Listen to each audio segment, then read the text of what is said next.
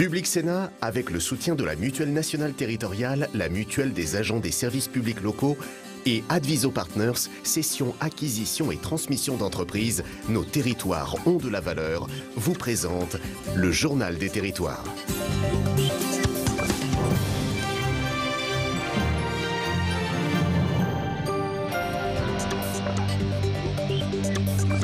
Matinale d'info de Public Sénat avec la presse quotidienne régionale, les Indés radios, 130 radios qui sont nos partenaires sur tout le territoire français, les télés locales de France qui nous rediffusent et TV5 Monde. Deux parties dans cette matinale. Dans un instant, le journal des territoires, je vais vous y retrouver. Et puis à 8h, l'invité politique de Territoire d'Info en direct après la météo de 8h. Eh bien, c'est Fabienne Keller qui est sénatrice LR du Bas-Rhin qui sera notre invitée en direct sur ce plateau. Tout de suite, c'est le journal des territoires. Je vous y retrouve dans un instant. À tout de suite.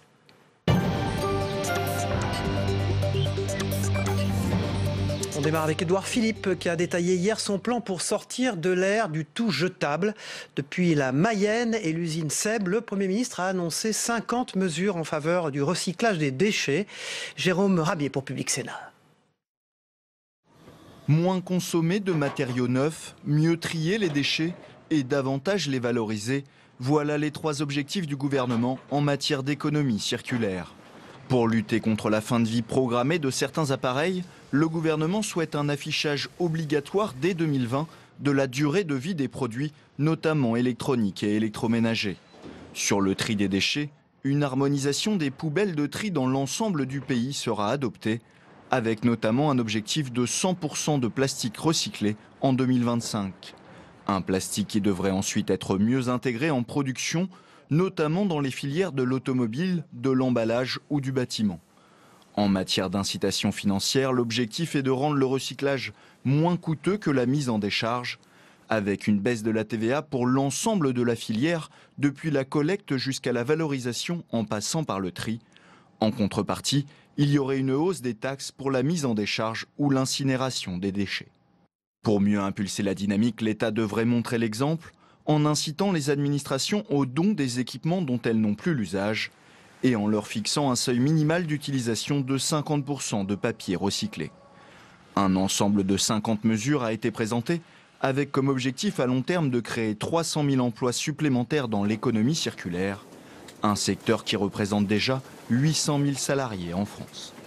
Les occupants de la ZAD de Notre-Dame-des-Landes ont dit hier, lors d'une conférence de presse, attendre un geste d'apaisement du gouvernement après le dépôt de 40 projets de régularisation, comme le réclamait la préfecture.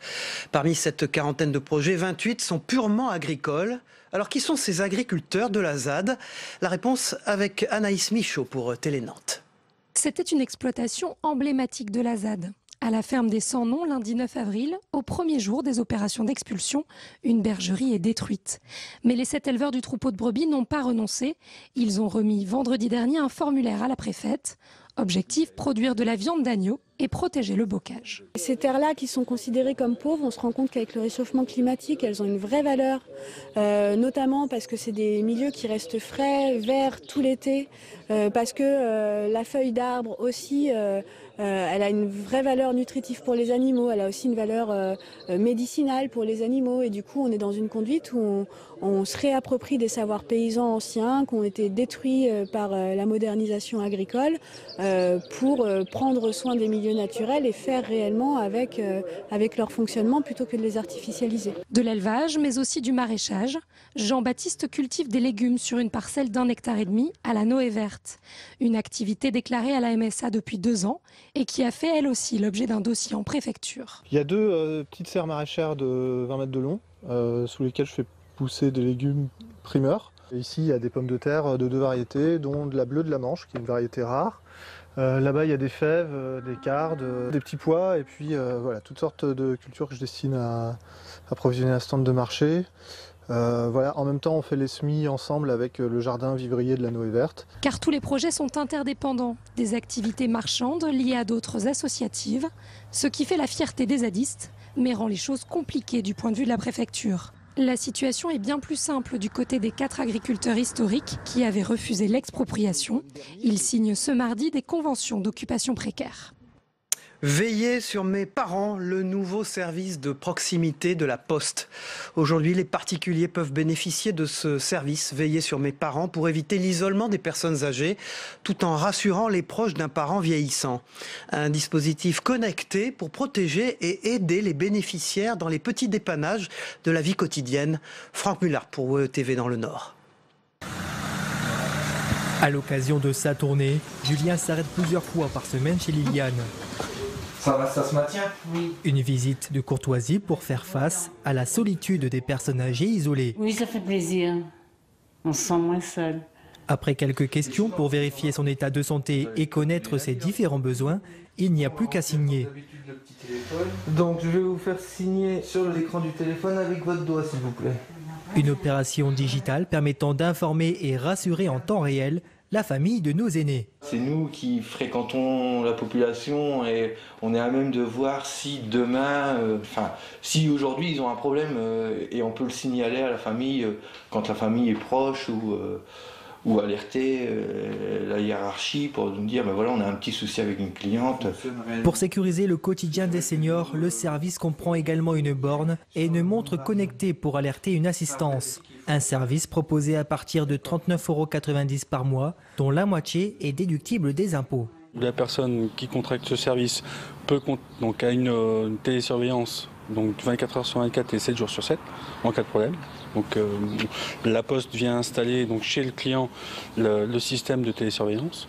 Deuxièmement, pour les petits problèmes quotidiens de travaux avec le partenaire Europe Assistance, les artisans peuvent venir dépanner s'il y a un problème détecté. Et troisièmement, la visite du facteur qui s'établit une fois par semaine ou 2 fois ou 4 fois ou 6 fois. Lancé en mai 2017 en Picardie, 40 abonnés ont déjà souscrit à ce service de proximité. Une offre mise à disposition d'une population vieillissante, souhaitant vieillir à domicile et en toute sécurité. Allez, au revoir. Au revoir, merci, c'est gentil. On part pour la Bretagne maintenant et l'île d'Ouate. L'eau potable, une denrée rare sur les îles du Ponant, des îles qui attirent tout particulièrement, vous le savez, le touriste l'été. Pour préserver cette ressource, 13 d'entre elles s'organisent afin d'apporter des solutions et sensibiliser habitants comme visiteurs. Caroline Chevrelier pour TB Sud, la chaîne du groupe Le Télégramme en Bretagne. 3 km de long sur 1,5 de large, voici l'île d'Ouate, 260 habitants à l'année. L'île est autonome pour sa production d'eau courante depuis la fin des années 60, grâce à différents forages. Une autonomie toute relative et les Ouatais le savent. On récupère l'eau des gouttières et après on arrose les jardins. Et on a toujours, moi j'ai toujours connu ça avec mes parents et ma mère et j'ai toujours fait comme ça. Donc récupérer l'eau, faut récupérer l'eau. Depuis 2017, les citernes sont obligatoires, les piscines interdites et sur les parcelles de plus de 400 mètres carrés, la moitié doit rester en herbe. Des mesures inscrites au PLU de la commune et autant dire que côté consommation, on veille au grain. Il y a la surveillance par le fermier, par la SOR, qui me signale les consommations excessives. Et donc à ce moment-là, on est amené à faire une action auprès des gens en leur demandant de respecter la réserve d'eau pour l'ensemble de la population. On s'arrive aussi avec des résidences secondaires qui arrosent de superbes jardins sans se préoccuper du fait qu'ils prennent sur la ressource des autres. À eux tout seuls, ils consomment autant que 4 ou 5 maisons. Cette problématique de l'eau touche l'ensemble des îles du Ponant, encore plus en saison estivale où la population est multipliée par 10. Pour éviter la pénurie, 13 d'entre elles s'organisent et responsabilisent les usagers. Avec des supports, donc des posters, des stickers et même du matériel qu'on peut mettre sur ces équipements. Alors c'est destiné ici à tous ceux qui hébergent des touristes, mais ça peut être aussi pour les enfants, pour montrer à leurs parents aussi qu'il faut faire les gestes qui préservent la ressource. En passant quelques jours ici, ils commencent à se poser des questions, d'où vient l'eau, d'où vient l'électricité, donc on peut quand même leur faire passer des messages. Et puis je dirais, c'est aussi des économies même financières pour les loueurs, donc je pense que c'est une campagne qui sera bien relayée. La vulnérabilité hydrique des îles du Ponant est un phénomène bien réel, un message à transmettre aux plus de 2 millions de visiteurs annuels. Le mariage pour tous célèbre ses 5 ans, déjà 5 ans. La loi sur le mariage pour tous avait été votée sous le gouvernement Hollande. Et souvenez-vous, le premier mariage homosexuel avait été célébré à Montpellier le mois suivant. Aujourd'hui, c'est l'occasion de faire le point. D'après Vincent Boileau-Dautin, marié à Bruno il y a 5 ans, les mœurs ont bien changé, mais il y a encore du travail à faire. Julie Darling pour Via Occitanie. Jean-Claude, André, Jacques, concentrez-vous à prendre pour époux Monsieur Bruno, Louis, Ernest, Albert Boileau. Oui. Déjà 5 ans, la loi sur le mariage pour tous avait été votée sous le gouvernement Hollande et souvenez-vous, le premier mariage homosexuel avait été célébré à Montpellier le mois suivant. Aujourd'hui, c'est l'occasion de faire le point. D'après Vincent Boileau, marié à Bruno il y a 5 ans, les mœurs ont bien changé, mais il y a encore du travail. Cette loi du 23 avril 2013, plus personne ne veut revenir dessus.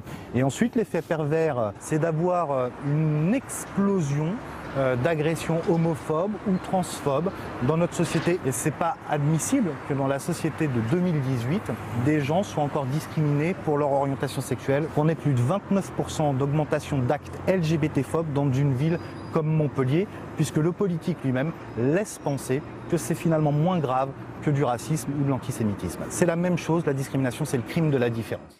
L'entretien avec Vincent Boileau-Hautain dans son intégralité est diffusé ce mardi à partir de 18h sur Via Occitanie. Voilà, on poursuit cette revue de l'actualité avec les unes de la presse quotidienne régionale. Dans un instant, à tout de suite.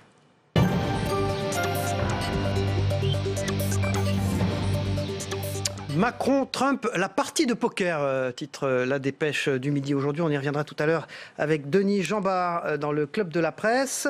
Le président français est arrivé hier à Washington, vous le savez, pour une visite d'État. En désaccord sur plusieurs dossiers majeurs, les deux présidents veulent afficher leur amitié. On en parle dans un instant. Pour Presse Océan, c'est la journée clé pour l'avenir de la ZAD. À Notre-Dame-des-Landes, la préfète doit annoncer ce matin les projets agricoles qui seront acceptés. Et Presse Océan, un des journaux du groupe Ouest France, dévoile le dossier remis par les zadistes aujourd'hui. Pour le Midi Libre, impôt à la source qui vous attend. Dès janvier 2019, le prélèvement sera effectué chaque mois sur le salaire. Et toutes les explications sont de le Midi Libre aujourd'hui, dirigé par Philippe Pallard. Pour la Nouvelle République, eh bien, il s'agit du premier frondeur chez les marcheurs. C'est à propos de la loi Asile, bien sûr, et il s'agit de Jean-Michel Clément. Et dans la Nouvelle République du Centre-Ouest, Denis Daumin dit aujourd'hui on le courtise à gauche. Il laisse faire, remue l'hypothèse d'un groupe de rebelles débutants, démuselés par sa propre audace. Elle révèle en creux l'absence d'architecture idéologique de la majorité et les limites de l'enthousiasme. La République en marche. Mollusque politique, dit Denis Daumin, appartient à l'ordre des invertébrés, nous dit Clément Touba. Matignon et l'Élysée vont s'agacer de ce caillou empêchant les godillots de marcher au pas. Les Romains l'appelaient scrupule. Pour Sud-Ouest, 80 km/h. Pourquoi ça coince? Sécurité routière, c'est la mesure qui entrera en vigueur le 1er juillet, qui pourrait sauver au moins 300 vies par an. Pourtant, des élus et des automobilistes s'y opposent. Les 80 km/h ont encore beaucoup de mal à passer. Sud-Ouest choisit de mettre ce sujet en une aujourd'hui. Pour le Télégramme, la vidéoprotection est-elle efficace? Eh bien, dans un livre qui vient de paraître, un sociologue en doute, et le Télégramme y revient aujourd'hui dans sa une. Pour Ouest France, le plus grand journal français, avion à bas prix, l'irrésistible envol. Les grèves ont servi ces vols low cost et Ouest France décide de vous en parler aujourd'hui. Pour le Berry républicain, des journaux du groupe La Montagne Centre France, coordonné par Olivier Bonichon, c'est le temps du printemps. C'est plus de 200 000 festivaliers qui sont attendus à Bourges pour la 42e édition, avec en ouverture Juliette Armanet, Catherine Ringer, Véronique Sanson, qui ouvrent donc ce festival ce soir, et ses 250 concerts gratuits programmés donc pour le printemps de Bourges dans cette ville. Voilà. Si vous êtes intéressé par ces articles, évidemment, vous pouvez aller les consulter sur les sites internet de la presse quotidienne régionale si vous n'appartenez pas aux zones de diffusion de ces sites. Ils sont fort bien faits, ces sites internet. Bonjour Zoé Cadio, d'abord, bonjour, de l'Indépendant et du Midi Libre pour le groupe La Dépêche. Merci d'être présente sur ce plateau. Et bonjour Denis Jambard. Bonjour Cyril, bonjour Zoé. Éditorialiste à Nice Matin. Denis Jambard, Donald Trump et Emmanuel Macron affichent leur unité, on pourrait dire leur proximité. Le président français a été reçu par son homologue américain au cours d'une première journée symbolique. C'était dans la nuit pour nous. Dîner à 4, privé, dans le décor théâtral de Mount Vernon, dans la maison de George Washington. Retrouvailles chaleureuses entre dirigeants français et américains qui masquent des dissensions et des discussions qui arrivent sur le climat, le commerce et l'Iran. Denis Jambard. Oui, alors on peut s'interroger sur le pourquoi de cette relation, au fond, qui paraît assez amicale. Je crois que Emmanuel Macron s'en est expliqué. Il dit que pour entretenir des relations et essayer d'obtenir des résultats, il vaut mieux se parler que de se tourner le dos. De ce point de vue, je crois qu'il a raison et qu'il ne faut pas simplement s'arrêter à la personnalité, en effet très contestable et très qui pose beaucoup de questions de Donald Trump. Je crois qu'on n'a jamais vu un président de la République des États-Unis aussi rapidement déstabilisé et contesté, puisqu'il a à peu près non seulement l'establishment washingtonien contre lui, mais tous les médias, les services spéciaux américains, et qu'on est toujours en train de remettre en cause cette élection, avec la possibilité en effet de poursuites judiciaires liées au fait que les Russes auraient pesé sur cette élection, et aussi sur les relations de Trump avec la Russie au moment de la campagne présidentielle. Néanmoins, il est président des États-Unis, il faut faire avec. Et on est obligé de faire avec. Quand on prend l'affaire récente, il ne s'agit pas de débattre de l'opportunité de la frappe en Syrie, on se rend compte que la France n'a pas d'autre allié, au fond, pour agir à l'international de manière militaire que à la fois les Américains et les Anglais. Quand vous regardez l'Europe, eh bien, il n'y a pas de partenaire militaire. Donc on a une alliance atlantique qui continue à fonctionner, qui est d'une certaine manière incontournable. Nous n'avons pas d'autre option finalement stratégique qu'une relation anglo-saxonne, et particulièrement avec les États-Unis. Et c'est ça qu'essaie d'entretenir Emmanuel Macron, au-delà de dossiers très difficiles à traiter sur lesquels, en effet, il y a des désaccords. Alors, sur les convergences, la lutte contre Daesh, évidemment, extrêmement importante. Les représailles conjointes contre les sites d'armes chimiques en Syrie. Est-ce que, au fond, cette proximité franco-américaine permet quand même d'avancer sur ces dossiers? Est-ce que la relation personnelle des deux hommes le permet? Oui, on l'a vu notamment dans l'affaire syrienne. Il y avait une volonté américaine, il y avait une volonté française et une volonté anglaise.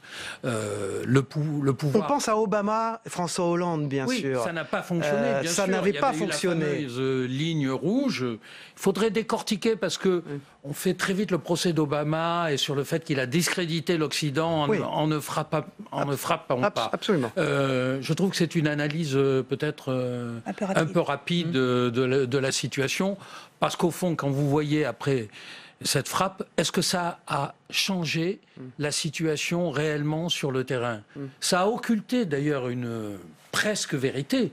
C'est qu'au bout d'une guerre de 7 ans, Bachar el-Assad a reconquis quasiment tout son pays. C'est ça la vérité. Et est-ce que la France a pu se réimpliquer dans le processus de négociation au Proche-Orient? Ça reste à vérifier. Néanmoins, l'alliance a bien fonctionné, et moi je pense que c'est quelque chose de fondamental dans le monde actuel. Elle est préservée. Ça n'empêche pas les différends, et on voit bien, je ne suis pas sûr qu'Emmanuel Macron, malgré sa force de conviction, réussisse à faire bouger le président Trump. Rappelez-vous que dans son intervention télévisée, il avait dit « J'ai convaincu Donald Trump de rester sur la zone moyenne-orientale ».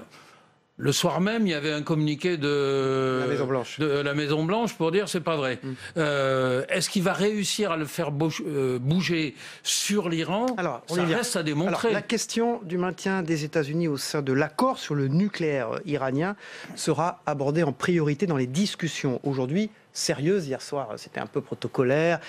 On affichait sa proximité, mais les discussions sérieuses commencent aujourd'hui. Il sera difficile de convaincre Donald Trump de ne pas prendre de nouvelles sanctions. La Maison-Blanche, la porte-parole de la Maison-Blanche a déjà averti. Oui, la question c'est, est-ce que Macron pense qu'il va faire bouger Trump?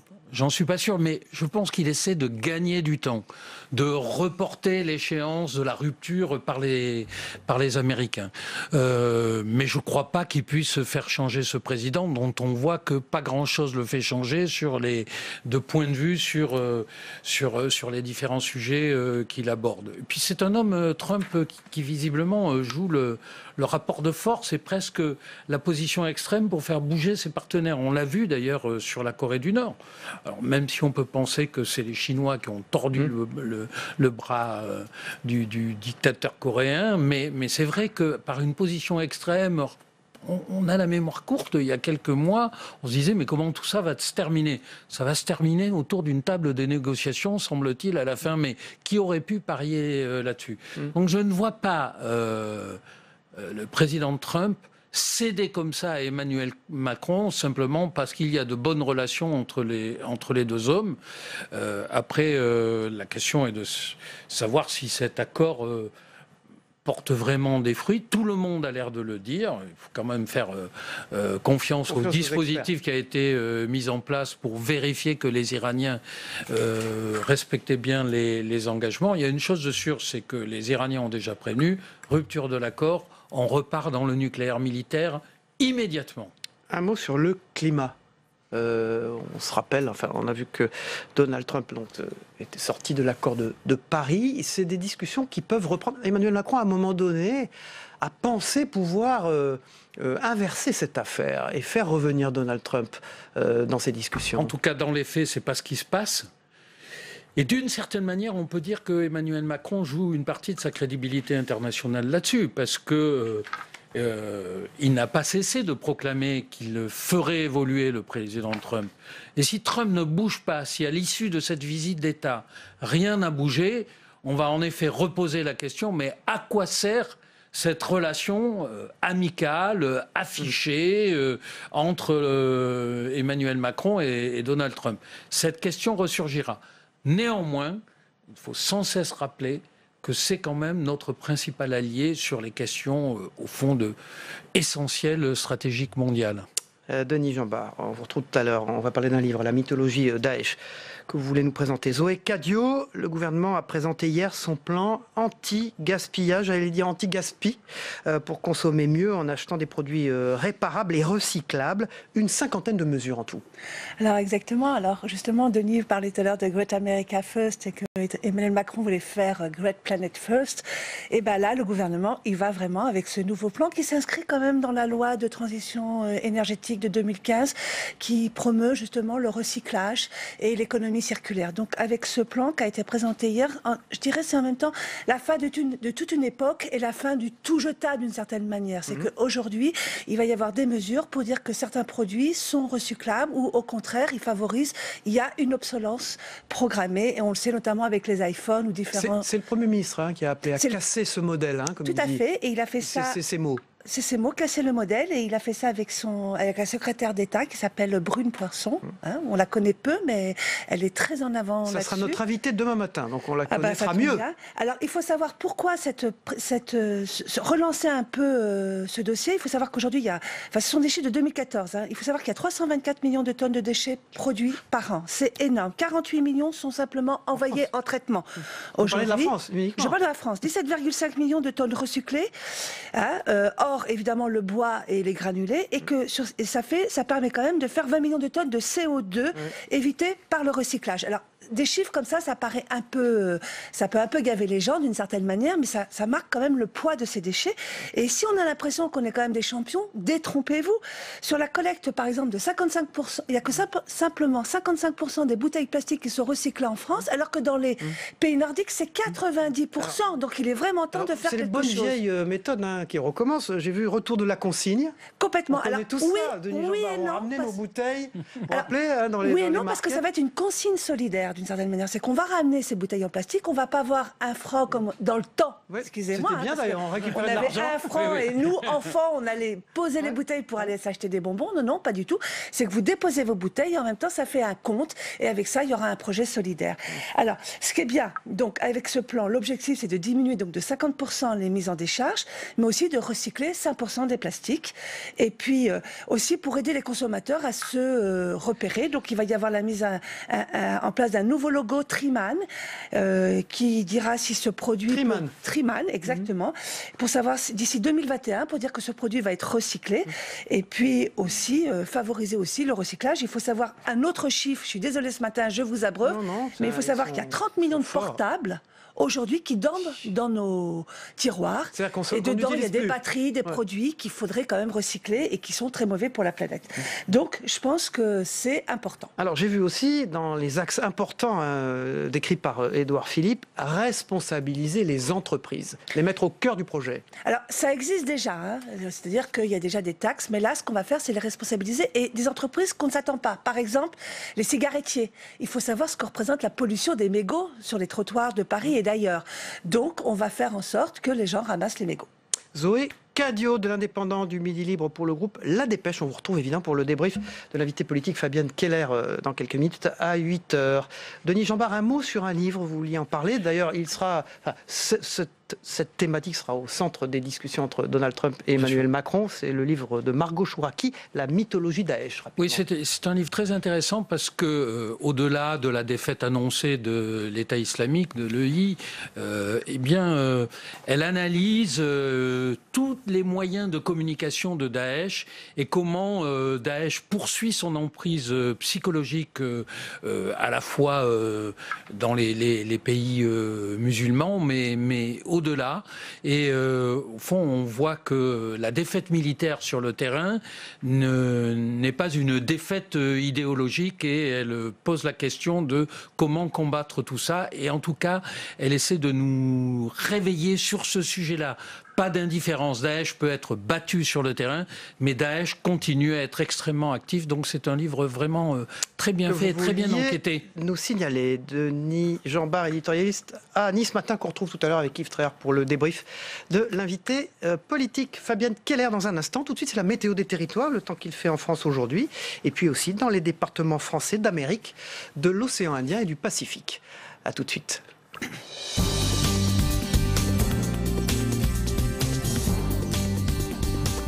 Public Sénat, avec le soutien de la Mutuelle nationale territoriale, la Mutuelle des agents des services publics locaux et Adviso Partners, cession, acquisition et transmission d'entreprises, nos territoires ont de la valeur, vous ont présenté le Journal des territoires.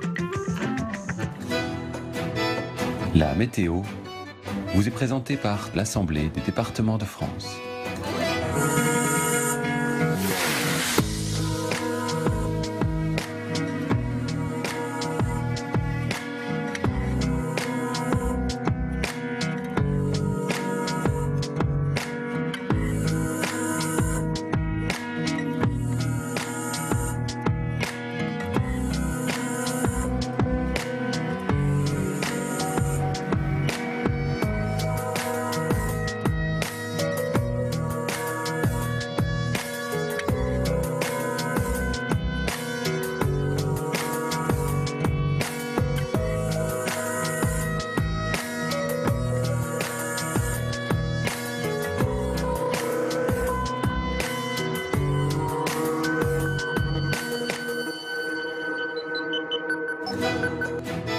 C'était la météo avec l'Assemblée des départements de France.